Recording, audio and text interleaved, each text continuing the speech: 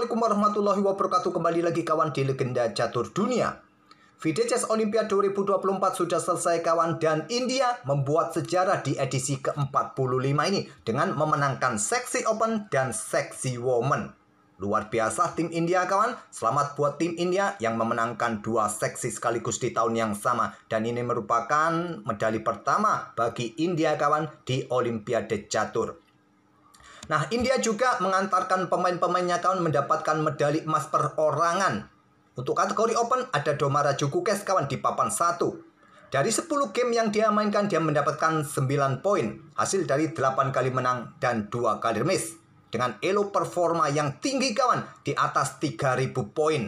Elo performanya luar biasa Domara Jukukes ini. Dan juga di papan 3 ada Arjun Erigaisi. Mendapatkan 10 poin dari 11 game yang dia mainkan.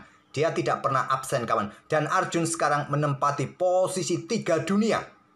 Di bawah Magnus dan juga Hikaru Nakamura di live rating. Luar biasa, dan juga mendapatkan medali emas perorangan di papan 3. Sedangkan untuk kategori womennya kawan, dua pecatur India yang mendapatkan medali emas. Di papan 3 ada Divya Desmah, dan di papan 4 ada Vantika Agrawal. Sekali lagi, selamat buat tim India yang memenangkan VDCS Olimpiade 2024 atau Olimpiade Catur edisi ke-45 di Budapest, Hungaria.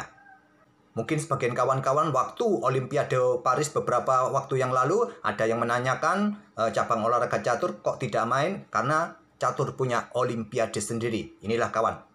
VDCS Olimpiade edisi ke-45 dimenangkan oleh India.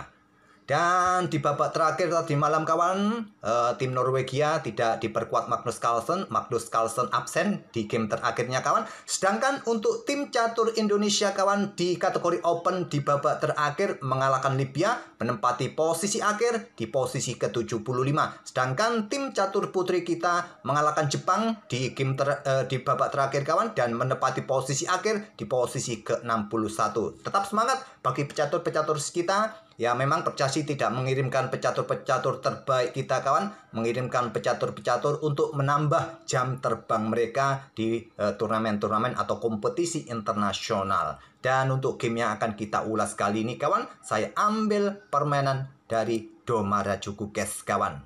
Di papan 1 berhadapan dengan Vladimir Fedosev yang memperkuat Slovenia.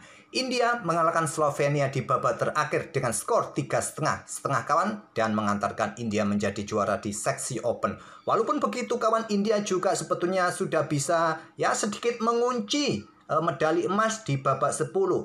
Tapi kalau di babak terakhir semua pemain India kalah kawan, dan Cina juga bagus di babak terakhir, tapi sayangnya Cina kalah oleh Amerika Serikat kawan. Kalau Cina menang kawan di babak terakhir, pemainnya menang semua, India kalah semua pemainnya, mungkin ada tie break kawan.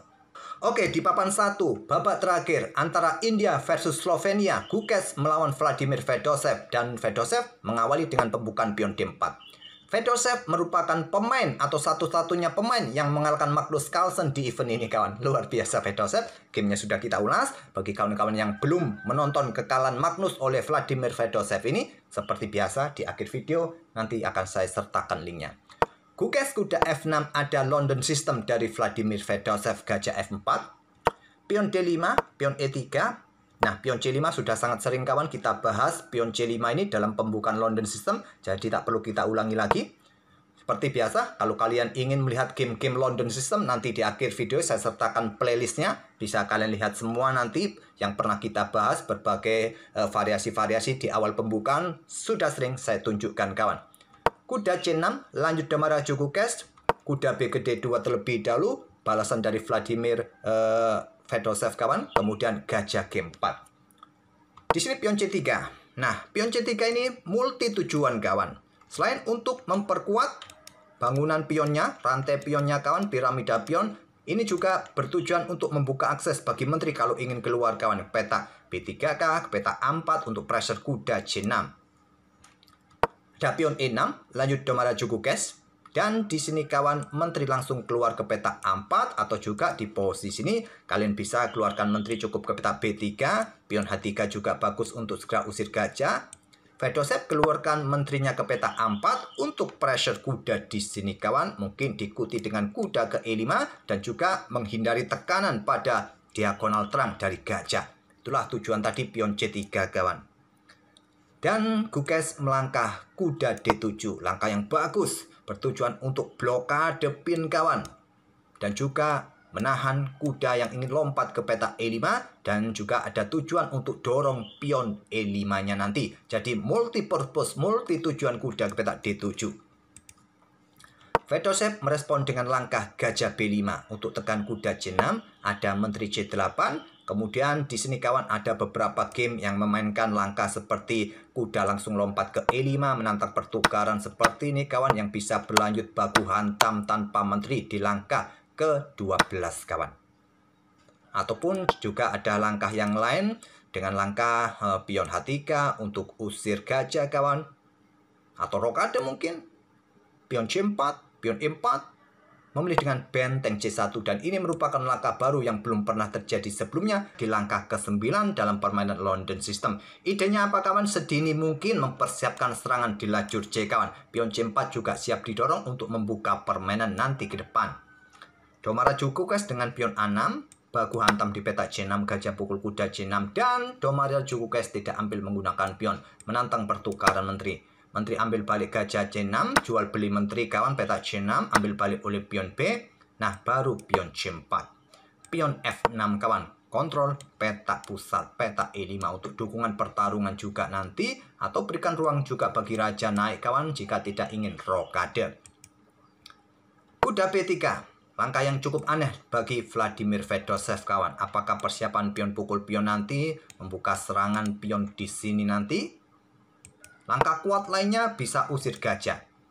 Pion H3, mungkin gajah ke F5, benteng siap kalian angkat untuk jaga peta D3 dari okupansi gajah kawan. Nanti bisa kalian susul rokade, pion G4. Oke, kembali lagi ke permainan aslinya. Tapi kuda B3 pilihan dari Vladimir Fedosev. Nah, pion A5, pion H3, gajah F5, raja naik ke E2, jaga peta D3-nya kawan.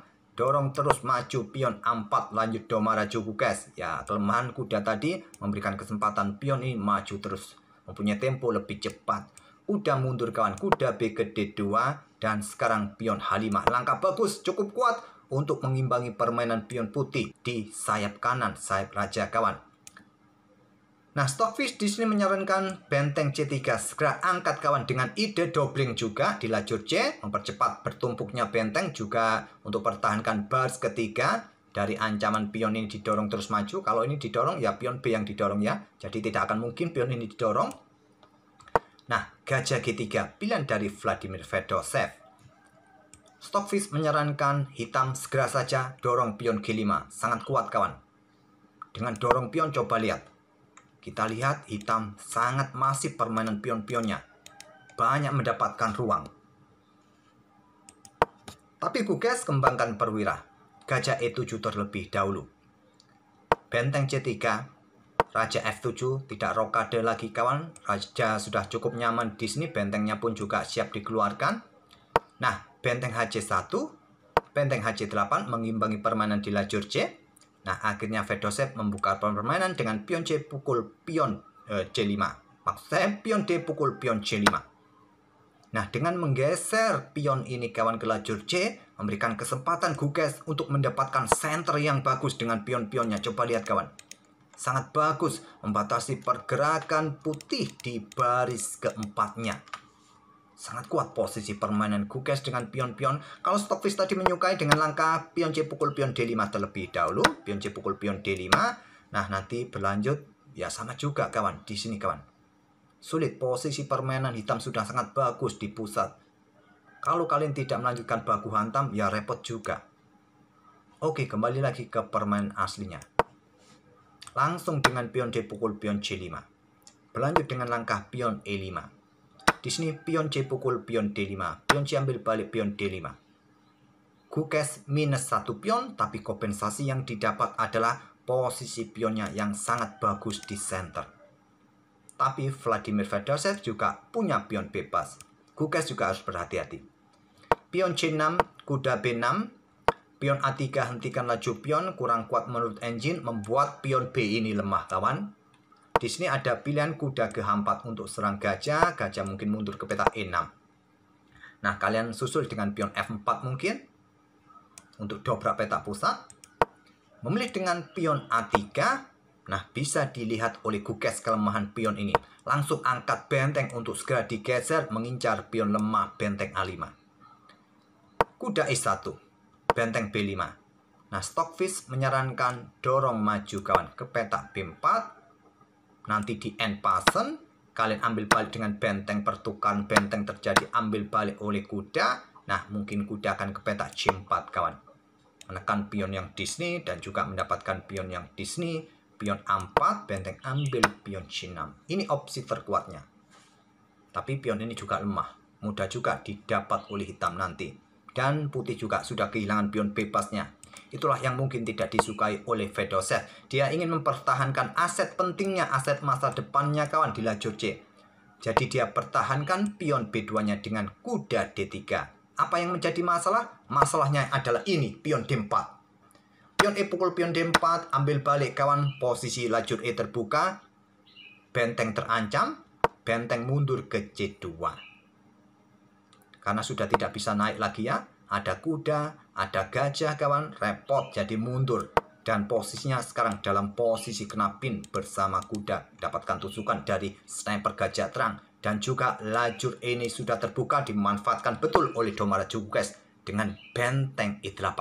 Persiapan discover check. Gajah nanti menarget apa kawan? Yang menjadi masalah, kalian tidak bisa meninggalkan kuda. Kuda dalam posisi terancam. Kuda F3 dari Vladimir Fedosev. Tidak terburu-buru discover check kawan, karena tidak ada target yang bagus. Ada benteng B3 terlebih dahulu. Hentikan laju pion, juga tekan kuda D3 bersama gajah. Nah, kuda F ke E1 backup kudanya, baru gajah B4 skat. Raja F1 kawan, gajah sikat kuda E1. Ambil balik oleh kuda, Fedosev kehilangan benteng. Gajah ambil benteng C2. Ambil balik oleh kuda. Nah, di sini dorong pion D3. Sama-sama mempunyai pion bebas. Di poin ini kawan, kalau Grandmaster 2700 yang main, pasti dia akan resign. Karena sudah sangat sulit kawan. Tapi ini adalah Vladimir Fedosev yang main. Melangkah kuda ke E3. Benteng ambil pion B2. Dan pionnya siap didorong lagi ke D2. Pion C7. Blokade dengan kuda C8. Ada pion H4 masih belum mau menyerah. Mau preteli sekali lagi di sini. Dengan benteng A2. Pion di lajur A bisa jatuh. Dan pion hitam di lajur A bebas lagi kawan. Dua pion bebas sudah sangat jelas terlihat. Gajah F4. Benteng ambil pion A3. Pion G3. Benteng B3. Masih belum mau menyerah kawan. Melangkah dengan kuda C4. Benteng bergeser terlebih dahulu. Angkat naik. Siap untuk digeser ke lajur A kawan, memberikan dukungan dari belakang. Nah, kuda D2, benteng B2. Ada benteng C3, benteng A6 kawan. Melepaskan pion yang di sini dan pionnya ini bisa lolos. Dan pionnya sudah mampu diblokade oleh kuda, sudah tidak bisa berharap lagi pion ini bisa lolos. Hentikan laju pion di lajur A kawan dengan benteng A3, ada benteng C2 untuk kawal pion di lajur C dan kudanya siap beraksi kawan dan juga ingin melakukan skat mungkin di peta C1. Di sini kuda E4 lanjut Fedosev masih belum mau menyerah kawan, mungkin melakukan skat di sini menantang pertukaran, tapi peta D6 ini kuat sekali kawan, ada benteng, ada kuda dan lajur C pun mampu dikawal oleh benteng, tidak mungkin pion bisa promosi. Tapi simple. Raja G6 untuk menghindari potensi skak kawan. Nah, Raja Putih G2. Sekarang kuda aktif lagi ke E7. Raja Putih F3. Kuda D5. Ada kuda C3 menantang pertukaran kawan. Ditolak, ambil pion saja, korbankan diri. Kenapa tidak diterima saja? Ya, terblokade ya. Bahaya sekali. Kalau di sini tadi gajah yang ambil, ya sama saja ya. Jadi korbankan saja kuda, ambil pion C7. Gajah ambil balik kuda. Tapi pionnya segera bisa lolos kawan. Benteng sikat, pion promosi. Raja mundur ke E2, tapi setelah benteng E6 skak dan Raja D1 benteng B2, Vladimir Fedosev menyerah. Karena ancaman berikutnya adalah ancaman skak mat kawan, yang membuat kuda ini akan blokade petak E2 jika dilanjutkan. Nah, kalian bisa melanjutkan langkah seperti bisa melakukan skak kawan, memaksa raja naik ke petak C2, pion promosi. Raja ambil pion D2, skak lagi kawan, raja bergeser, kuda jatuh, benteng ambil pion. Permainan endgame seperti ini pasti dimenangkan oleh hitam dengan kekuatan sepasang bentengnya. Melawan gajah benteng dengan selisih 1 pion tidak mungkin bagi putih bisa menang atau remis. Memang permainan masih cukup panjang kawan, tapi tahu sama tahulah dengan komposisi seperti ini, kualitas seperti ini tidak mungkin dilanjutkan lagi. Daripada buang-buang waktu, capek-capek mikir kawan, sudah jelas putih akan kalah, tak perlu dilanjutkan lagi. Sungguh terlalu kalau kalian ngeyel, sungguh terlalu. Oke, itulah kawan, permainan terakhir dari Domaraju Huges di babak 9. Dia mendapatkan 9 poin dari 10 game yang dia mainkan. 8 kali menang, 2 kali remis, dan mendapatkan medali emas di papan 1. Dan juga mengantarkan timnya India mendapatkan medali emas di Olimpiade Catur 2024 ini. Selamat buat tim India dan para pemain-pemain India kawan. Dan kita akan bertemu di video-video berikutnya. Terima kasih sudah mampir tiap hari. Wassalamualaikum warahmatullahi wabarakatuh.